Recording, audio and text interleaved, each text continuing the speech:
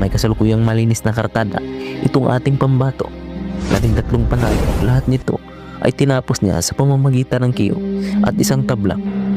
May taglay din ito na 100% knockout power itsyo.